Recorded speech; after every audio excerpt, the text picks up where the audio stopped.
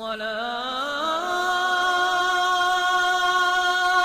خير من النوم۔ قل، اے محبوب آپ فرمائیے، انی نہیت ان اعبد الذین تدعون من دون اللہ، آپ فرمائیے بے شک مجھے منع کیا گیا کہ اللہ کے سوا جن بتوں کی تم پوجا کرتے ہو میں ان کی پوجا نہ کروں۔ قل، اے محبوب آپ فرمائیے، لا اتبع اہواءکم، میں تمہاری خواہشات کی پیروی نہیں کرتا، قد ضللت اذا وما انا من المہتدین، اگر ایسا ہو جائے تو اس وقت تو میں راستے سے دور ہو جاؤں اور میں ہدایت یافتہ میں سے باقی نہ رہوں، اور ایسا ہو نہیں سکتا کیونکہ ہر نبی معصوم ہے۔ تمہارا یہ کہ کافروں تم امید مت رکھو میں تمہاری کبھی بھی بات مانوں گا نہیں۔ قل، اے محبوب آپ فرمائیے، انی علی بینۃ من ربی، بے شک میں اپنے رب کی طرف سے روشن دلیل پر ہوں، وَكَذَّبْتُمْ بِهِ، اور تم نے اس روشن دلیل کو جھٹلایا۔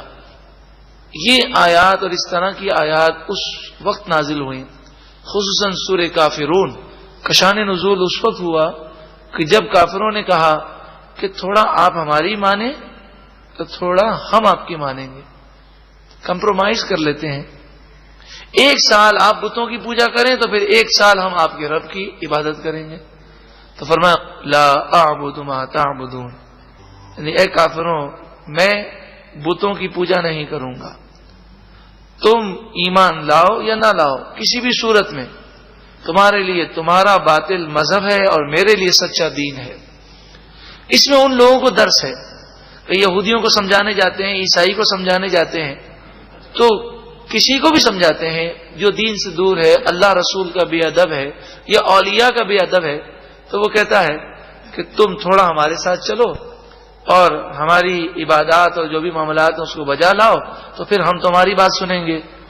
تو اس صورت میں بعض نادان گرجے میں بھی چلے جاتے ہیں، مندر میں بھی چلے جاتے ہیں، ہمیں نہیں جانا کیونکہ وہ ہدایت پذیر ہو یا نہ ہو ہم اس کے مکلف نہیں ہیں، ہمارا کام ہے دعوت دے دینا، اب وہ آئے یا نہ آئے ہمیں یہ کہنا چاہیے کہ بھئی ہم تو اپنے رب کی طرف سے سچے دین پر ہیں، ہمارا دین سچا ہے، تم نے اس دین کو جھٹلایا ہے، تم اس دین میں آؤ، ہم تمہارے دین کو جھوٹا مانتے ہیں، اس لیے ہم کمپرومائز بالکل نہیں کر سکتے۔ اب وہ نہیں مانتا نہیں سنتا تو کل بروز قیامت ہم سے یہ نہیں پوچھا جائے گا کہ وہ کافر کیوں رہا، ہاں یہ ضرور سوال ہوگا کہ گرجے میں کیوں گئے، مندر میں کیوں گئے۔ ارشاد فرمایا ما عندی ما تستعجلون بہ، میرے پاس وہ عذاب نہیں جس کی تم جلدی مچاتے ہو، وہ عذاب تو اللہ کے پاس ہے، وہ جب چاہے گا تمہیں دے گا۔ ان الحکم الا للہ، حقیقی فیصلہ کرنے والا تو صرف اللہ ہے۔ یقص الحق، اس نے حق بیان کیا، وہو خیر الفاصلین، اور وہی بہترین فیصلہ کرنے والا ہے۔ قل، اے محبوب آپ فرمائیے، لو ان عندی ما تستعجلون بہ، جس عذاب کی تم جلدی مچاتے ہو وہ عذاب اگر میرے پاس ہوتا، لقضی الامر بینی وبینکم، تو ضرور میرے اور تمہارے درمیان معاملہ ختم ہو چکا ہوتا، کیونکہ تم اللہ کے بے ادب ہو، جس کے دل میں اللہ کی محبت ہے وہ اللہ کی بے ادبی برداشت نہیں کر سکتا، تو اگر میرے پاس عذاب ہوتا تو میں تمہیں اس کا مزہ چکھاتا، لیکن وہ رب العالمین کی حکمتیں ہیں کہ اس نے ڈھیل عطا فرمائی۔ اس آیت کریمہ کے تحت مفسرین فرماتے ہیں پتہ یہ چلا کہ اگر کوئی ہمارے سامنے اللہ کی بے ادبی کرے تو ہمیں اس پر ناراض ہونا چاہیے، یہ ایمان اور محبت کا تقاضا ہے۔ اسی طرح کوئی رسول اللہ صلی اللہ علیہ وآلہ وسلم کی بے ادبی کرتا تو آپ ناراض نہ ہوتے، آپ برداشت کرتے، جس طرح اللہ تعالی اپنے بے ادبوں کو ڈھیل دیتا ہے، ایسے ہی نبی اکرم صلی اللہ علیہ وآلہ وسلم اپنی بے ادبی کرنے والوں کو ڈھیل دیتے اور آپ ان پر ناراضگی کا اظہار نہ فرماتے، آپ برداشت کرتے. لیکن صحابہ کرام کا طریقہ یہ رہا کہ جو نبی اکرم صلی اللہ علیہ وآلہ وسلم کی بے ادبی کرتا وہ محبت رسول کا تقاضا تھا کہ آپ ان پر ناراضگی کا اظہار بھی کرتے. اور حضرت عمر رضی اللہ تعالیٰ عنہ کا تو واقعہ بھی موجود ہے کہ آپ نے ایک منافق کا سر ہی قلم کر دیا جس نے یہ کہا کہ مجھے اپنے نبی کا فیصلہ سمجھ میں نہیں آتا، نعوذ باللہ من ذالک، میں مطمئن نہیں ہوں. تو آپ نے فرمایا جو میرے نبی کے فیصلے کو تسلیم نہ کرے اس کا فیصلہ عمر کی تلوار کرتی ہے. واللہ اعلم بالظالمین، اور اللہ ظالموں کو خوب جاننے والا ہے. وعنده مفاتيح الغیب لا يعلمها الا هو، غیب کے خزانے کی کنجیاں اللہ ہی کے پاس ہیں، حقیقی طور پر وہی جانتا ہے اور اس کے بتائے بغیر کوئی نہیں جان سکتا. وَيَعْلَمُ مَا فِي الْبَرِّ وَالْبَحْرِ، اور وہی جانتا ہے جو کچھ خشکی میں ہے اور جو کچھ تری میں ہے. وَمَا تَسْقُطُ مِن وَرَقَةٍ إِلَّا يَعْلَمُهَا، اور جو پتا گرتا ہے اسے اللہ جانتا ہے. وَلَا حَبَّةٍ فِي ظُلُمَاتِ الْأَرْضِ، زمین کے اندھیروں میں جو دانہ ہوتا ہے اسے بھی اللہ جانتا ہے. وَلَا رَطْبٍ وَلَا يَابِسٍ إِلَّا فِي كِتَابٍ مُبِينٍ، ہر تر اور خشک چیز کا بیان کتاب مبین میں موجود ہے. کتاب مبین سے مراد قرآن پاک بھی ہے کہ اس میں ہر چیز کا بیان ہے، اور کتاب مبین سے مراد لوح محفوظ بھی ہے.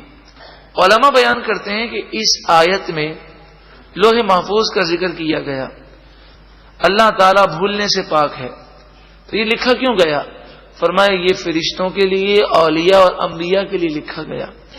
جب بھی اللہ چاہتا ہے تو لوح محفوظ منکشف ہو جاتا ہے اللہ کے نیک بندوں کو، اور وہ تقدیر کے حال کو اللہ کی عطا سے پڑھ لیتے ہیں. لیکن سارے علم کے خزانے اللہ ہی کے پاس ہیں، جسے جو ملا اللہ کی عطا سے ملا.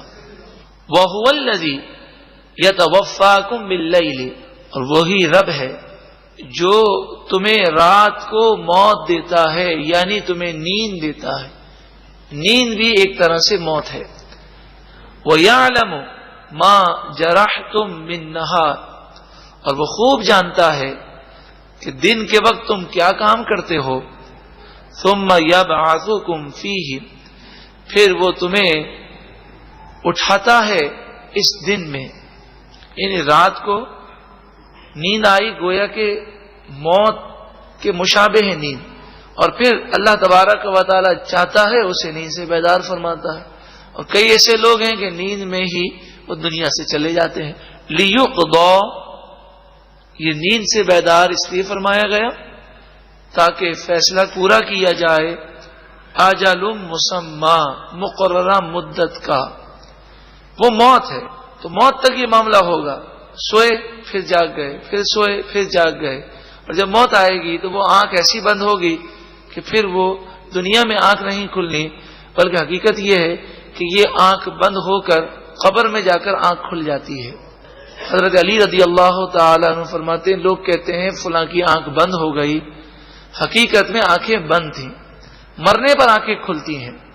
اور دنیا ایک خواب ہے، جیسے خواب میں انسان حقیقت سمجھتا ہے، اٹھنے کے بعد اسے محسوس ہوتا ہے کہ یہ تو ایک خواب تھا، تو مرتے وقت یہ محسوس ہوگا کہ یہ دنیا تو ایک خواب اور دھوکہ تھا. ثم الیہ مرجعکم، پھر اللہ کی طرف تم لوٹائے جاؤ گے. ثم ینبئکم بما کنتم تعملون، پھر وہ تمہیں خبر دے گا ان کاموں کی جو تم کیا کرتے تھے.